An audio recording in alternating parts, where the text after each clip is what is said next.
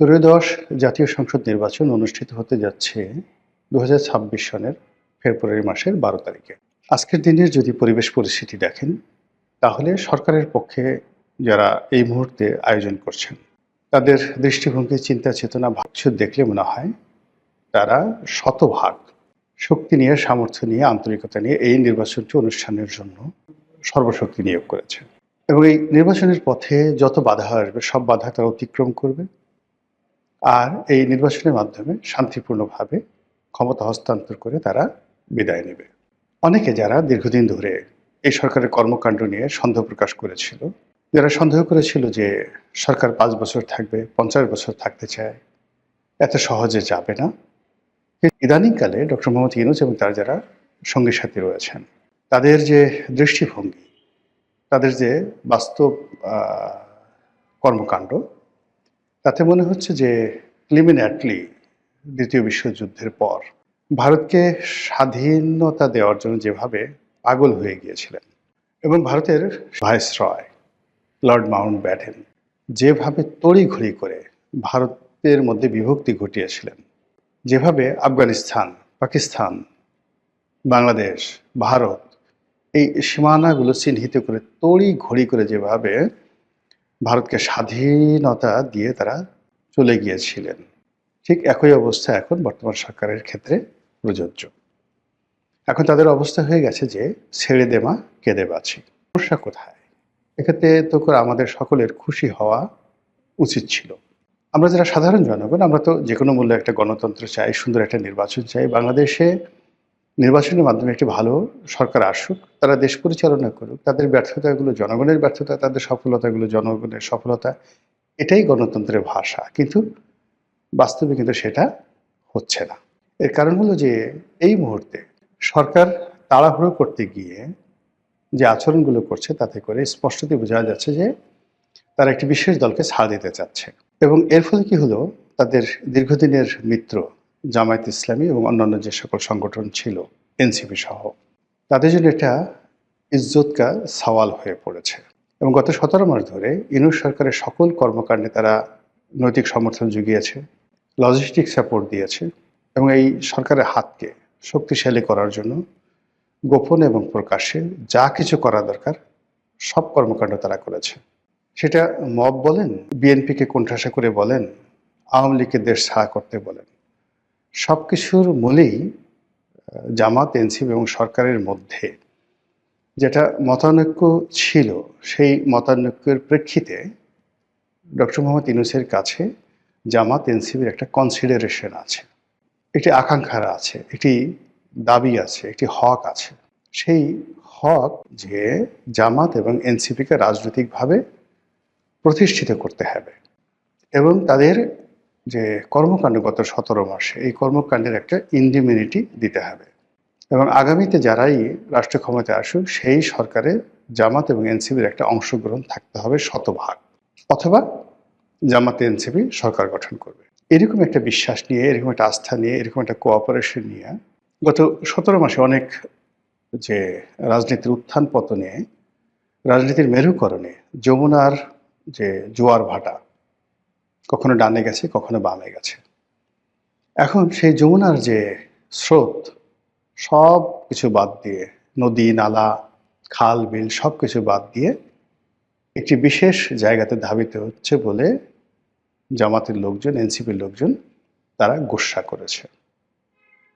এবং সঙ্গতির কারণেই সরকার যে তাড়াহুড়ো করছে, সেই তাড়াহুড়ো করে বিএনপির কাছে যত দ্রুত ক্ষমতা হস্তান্তর করা যায়, তারেক রহমান সাহেবকে যত দ্রুত প্রধানমন্ত্রী বানানো যায়, তার জন্য সরকারের সর্বোচ্চ চেষ্টা। ভালো কথা, এটা হতে পারে এবং এটা হয় স্বাভাবিক। এই কারণে যে বিএনপি এই মুহূর্তে বাংলাদেশের বড় দল, আর বড় দলের প্রধান তিনি তো প্রধানমন্ত্রী হবেন, তাহলে কে প্রধানমন্ত্রী হবে তিনি ছাড়া? শেখ হাসিনা, নাকি জামাতের আমির, নাকি এনসিপির জনাব নাহিদ, কিংবা ধরুন স্বয়ং ডক্টর মোহাম্মদ ইউনূস? এটা হয় না। তো এই যে বাস্তবতা, সেই বাস্তবতা কিন্তু গত ১৭ মাসে আমরা সেটা দেখিনি। আমরা যেটা দেখেছি যে আওয়ামী লীগ তাদের 35% ভোটার, সহযোগিতার ভোটার আছে আরও 15%, সব মিলিয়ে 50% ভোটার মাঠের বাইরে। বিএনপির 35% ভোটার আছে, 50 আর 35 85। 85% ভোটারের উপরে বাকি 15% ভোটার, যার মধ্যে রেজিমেন্ট ভোটার সংখ্যা 4 থেকে 5%। জামাতের ভোট বাংলাদেশে 4 থেকে 5%। তো এই 4 থেকে 5% রেজিমেন্টাল ভোট মানে সংগঠিত ভোট, এর বাইরে এলোমেলো, সেটা চরমোনাই হতে পারে, অন্যান্য ইসলামিক দলগুলোর ভোট হতে পারে, সব মিলিয়ে নট মোর দ্যান 15%। তো এইটা একটা মানে বৈষম্য, সংখ্যা লঘিষ্ঠ সরকার। তো সেই সংখ্যা লঘিষ্ঠ সরকার গত 17 মাস ধরে 85% ভোটের যারা স্টেক হোল্ডার তাদেরকে মানে এক গ্রুপকে দেশের বাইরে রাখার চেষ্টা করেছে, আরেক গ্রুপকে ক্ষমতার বাইরে রাখার চেষ্টা করেছে। এখন সেটা বুমেরাং হয়ে গেছে এই সময়টিতে এসে। সেটা হলো আওয়ামী লীগ আর এখন আগের মতো নিজেদেরকে দুর্বল ভাবছে না।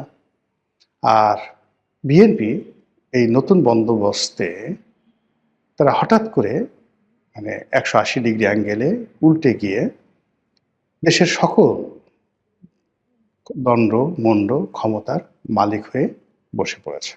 তো এরকম যখন ঘটনা ঘটে আপনার আমার দৈনন্দিন জীবনে, তখন আমরা কি করি? যেমন ধরুন, একটা খুব প্রাকৃতিক ডাক এসেছে, পেটটা একটু কিরমির কিরমির করছে, গুড়গুড় করে শব্দ হচ্ছে, আপনি বুঝতে পারছেন যে কিছু একটা হবে। এবং আপনার শরীর যখন কষা থাকে, দীর্ঘদিন কষা শরীর, কোষ্ঠকাঠিন্য, তো এরকম গুড়গুড় যখন শুরু হয় তখন সেখানে আসলে যাকে বলা হয় আমরা সেমি ডায়রিয়া একটা অবস্থা হয়। আপনি বুঝছেন যে আপনার হাতের সময় বেশি নাই, আপনি দৌড় দিলেন বা জোরে জোরে হাঁটার চেষ্টা করলেন, আশেপাশে টয়লেট খুঁজছেন অথবা টয়লেটে যাওয়ার চেষ্টা করছেন। এর ফাঁকে কি কি দুর্ঘটনা ঘটতে পারে? ছোট্ট একটা শব্দ হলো, বায়ু ত্যাগ করতে গেলেন, কাপড় নষ্ট হয়ে যাবে। কিংবা দেখা গেল যে আর একটু অসতর্ক হলেন, পাটা একটু চেগায় দিলেন, কাজ হয়ে যাবে, জ্যাঙ্গে ঠ্যাঙ্গে সব ভরে যাবে। এই গেল মানে দুর্গন্ধের দিক। খুব সুস্বাদু গরুর মাংস, পোলাও, রোস্ট অথবা চিকেন ফ্রাই একেবারে গরম গরম খেতে হবে, এইমাত্র কড়াই থেকে ভেজে দিয়েছে, এখনই আপনার খেতে হবে। যারা এগুলো খেতে পারবে না তারা ধরেন বড়া, পেঁয়াজু, বেগুনি, গরম গরম কোনো একটা কিছু, কিংবা ধরেন চা, খুব একদম ঠান্ডা হয়ে গেছে, হিমশীত হল, আপনি একটু চা খাবেন। তো তখন যদি আপনি তাড়াহুড়ো করতে যান, কি হবে? আপনার মুখ পুড়ে যাবে, তাড়াহুড়ো করতে গেলেই মুখ পুড়ে যাবে। তো এক্ষেত্রে নির্বাচন নিয়ে যদি তাড়াহুড়ো যেভাবে করা হচ্ছে এবং যে কাজটি অনিবার্যভাবে হবে, সহজ সরলভাবে হবে, সেখানে অতিরিক্ত আগ্রহ দেখাতে গিয়ে, অতিরিক্ত ফর্মালিটিস দেখাতে গিয়ে ওই যে আমাদের যে প্রাকৃতিক দুটো ঘটনা, বর্জ্য ত্যাগ অথবা খাদ্য গ্রহণ, সেখানে তাড়াহুড়ো করতে গেলে আমাদের যা হয়, এক্ষেত্রে সেটা হওয়ার সম্ভাবনা দেখা দিয়েছে। ২ নম্বর হলো যে আমাদের অতীতে বিএনপির জন্য আসলে একটা জিনিস দেখুন, জমে জম টানে। মানে আপনার ঘরের সামনে ধরেন একজন জমদূত ঘুরে বেড়াচ্ছে, আপনার নাম ধরেন কালু মিয়া, কালু মিয়াকে মারার জন্য জমদূত তার ঘুরে বেড়াচ্ছে। পাশের বাড়ির টিডিক্কা, তাকেও মারার জন্য আরেক জমদূত ঘুরে বেড়াচ্ছে। এখন 2 জমদূতের মধ্যে হঠাৎ দেখা সাক্ষাৎ হয়ে গেল। তো তারা মিলিয়ে দেখলো যে কালু মিয়া এবং টিডিক্কা এই দুজনকে মারার জন্য তাদের ভিন্ন ভিন্ন সময়। তো কাজেই একা কষ্ট না করে 2 জন সদল বলে এসে প্রথমে কালুকে মারলো, তারপরে 2 জন জমদূত সেই যাকে বলা হয় গিয়ে একসাথে টিডিক্কাকে মারলো। এটা বলা হয় এই কারণে যে এই যে প্রাকৃতিক কিছু বিষয় থাকে, একটি সমস্যা আর একটা সমস্যাকে আরো বড় করে তোলে, জমজমকে টানে। তো সেই দিক থেকে সময়, কিছু ঘটনা, কিছু কাহিনী, এটি বেসিক্যালি একটি জম আর এক জমকে টেনে নিয়ে আসে। আওয়ামী লীগের জন্য যেমন ভারতের বন্ধুত্ব, এটি জমের মতো। আবার বিএনপির জন্য জামাতের বন্ধুত্ব, পাকিস্তানের বন্ধুত্ব, এটাও জমের মতো। তো সেই দিক থেকে যদি সময় বিবেচনা করেন, বিএনপির জন্য ফেব্রুয়ারি মাসটি ভালো না। আপনি দেখুন বিএনপি প্রতিষ্ঠিত হওয়ার পর থেকে আজ পর্যন্ত আপনি সেই ১৯৭৬ সনের ফেব্রুয়ারি মাস থেকে প্রতি বছর হিসাব করে দেখেন বিএনপির জীবনের যত দুর্ভোগ এবং দুর্দশা এই ফেব্রুয়ারি মাসে হয়েছে। সেই তুলনায় ফেব্রুয়ারি মাসে তাদের সৌভাগ্যের যে পরিণতি খুব মানে সৌভাগ্যের যে লক্ষণ খুব অল্প। আবার অন্যদিকে যদি আপনি জামাতের জন্য যদি সময়টা ধরেন, তাহলে জামাতের জন্য নভেম্বর ডিসেম্বর মাস হলো ভীষণ রকম খারাপ সময়। আওয়ামী লীগের জন্য আগস্ট মাসটি খুব খারাপ সময়, ভীষণ রকম খারাপ সময়। তাদের যত দুর্ভোগ দুর্দশা এই আগস্ট মাসেই হয়েছে, সেই ১৯৪৭ সালে ছাত্রলীগের মাধ্যমে। এনিওয়ে, বিএনপির যে একটা নির্বাচন হয়েছিল ১৯৯৬ সালে, সেই নির্বাচনটি ছিল ১৫ই ফেব্রুয়ারির একতরফা নির্বাচন। আপনাদের কি মনে আছে সেই নির্বাচনটা কেন হয়েছিল? ওই সময়টিতে একটি পার্লামেন্ট ছিল এবং সেই পার্লামেন্টের বাইরে রাজপথে রাজনৈতিক দলগুলো তারা তত্ত্বাবধায়ক সরকার ব্যবস্থা প্রবর্তনের জন্য আন্দোলন করছিল। কারণটা কি? মাগুরাতে একটা বিতর্কিত নির্বাচন হয়েছিল।